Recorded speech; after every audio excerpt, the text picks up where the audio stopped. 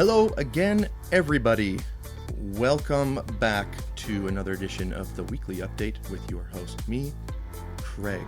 I am one of the co-founders here at GameGlass, and I am here to bring to you the latest updates and happenings in the GameGlass universe. So, a little bit different format we're trying out these days, where I'm going to do a more scheduled and consistent weekly update. I'm going to upload it to our social channels.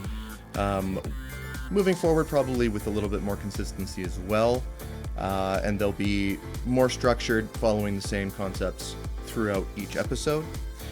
And then what we'll do is we'll get into a community showcase, and we'll also get into just, of course, what we've been up to for the last week. So that's the whole point of these things, to keep you guys up to date, so you know what's going on.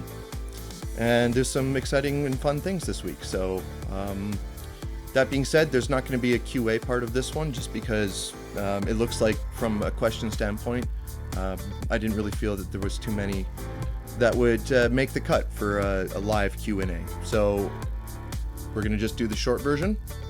Let's get to it.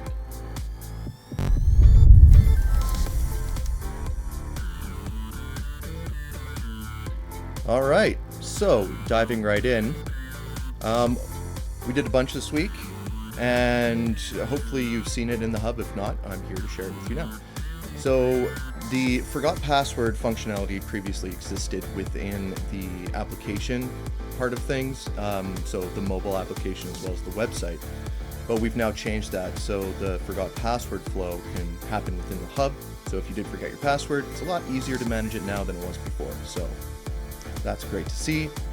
Cross-platform screenshots, that's a big one too. So essentially there was some rendering issues when it came to taking preview screenshots of shards when you publish them on the Forge, and that has been fixed now.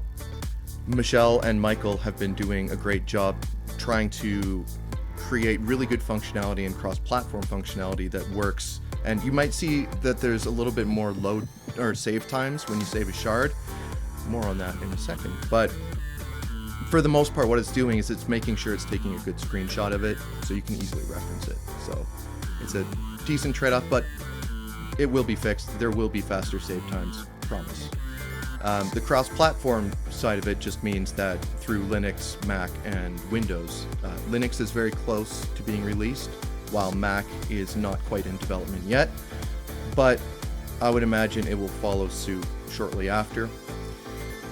Another great thing is the update notification now shows when it's available. Instead of having to do anything specific, it's just going to pop up that update. It says you now have an update. You don't need to restart the hub or anything to see that come on.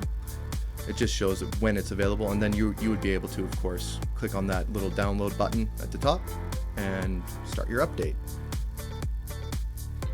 The shard preview. Okay, so this is great. This kind of goes hand in hand with the cross-platform screenshots. Now, when I said that saving took a little bit extra time, one of the benefits of it is that now, if you are building something in the Forge and you have a device loaded up with that shard that you're trying to work on and trying to build, well, when you save in the Forge, it's automatically going to update that version on your tablet. So it makes that working arrangement so much more seamless by just being able to go in, work on your shard, however you may see fit, and then click the save button. It's going to automatically show up on your tablet if you have it open, all the changes you just made, without you having to go back and then reload it again. So that's a big improvement. Eventually we want to get to a point where it's all live, and so if you make a change on the canvas, it automatically happens there as well, but that's not the case quite yet.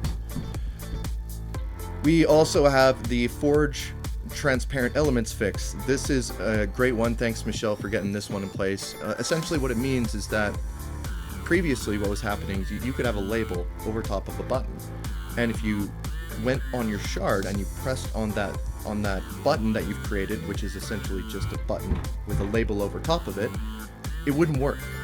And that's just the way to that layering and HTML divs work. So Michelle went through and fixed all of those instances where it would be a problem in all of our different components. So now when you press on that button, it's going to press the underlying element, not the label on top, preventing you from pressing it. So that is a great little fix that is definitely much needed. And then there's 2 more big updates. So if you go to updates.gameglass.gg, I should have put that in there somewhere. Next time. If you go to updates.gameglass.gg, you will see a new awesome little site type utility functionality roadmap feature thing. I'm gonna just put those last 2 points into one little bucket because I don't know why I broke it out. It's one website. So anyways, essentially when you go to updates.gameglass.gg, you are going to see our current up-to-date roadmap. Not only that, you will also see our new feature suggestion and feature voting board where you can go and create features you want to see.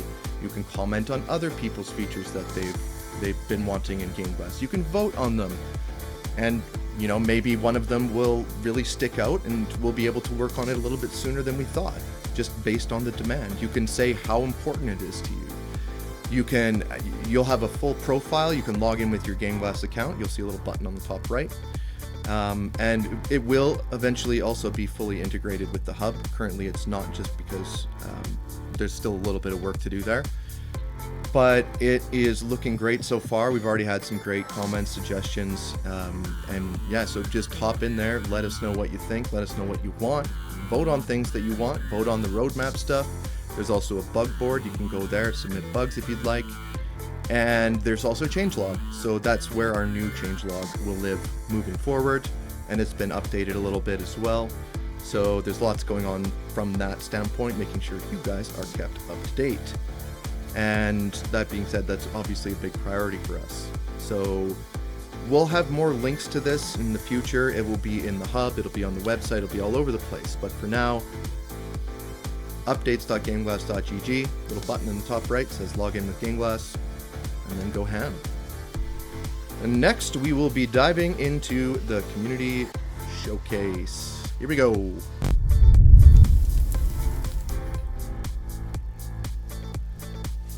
This week's community showcase is by Colonel Phoenix Flight Systems sub. For the 3 and 1 flight system sub. I'm going to try to butcher every name of every shard every time, just so you know it's going to happen. So for Star Citizen, specs are 16 by 10, 1920 by 1080 landscape shard. I really like this one. I think it's wonderful because of all of the functionality. So, I mean, there's a lot jam-packed here into one tiny little shard. You've got everything on the left, which is a lot of, utility functionality with the mining and salvage. On the middle, it's some great flight system stuff that, and on FPS as well, so first-person shooter. So you got all kinds of FPS stuff. And then on the right-hand side, you've got 1,000 emotes, which is great to see because, everybody just needs a little bit more emoting in their life. So this is a great shard put together by, again, Colonel Phoenix. And yeah, great work. Looks great.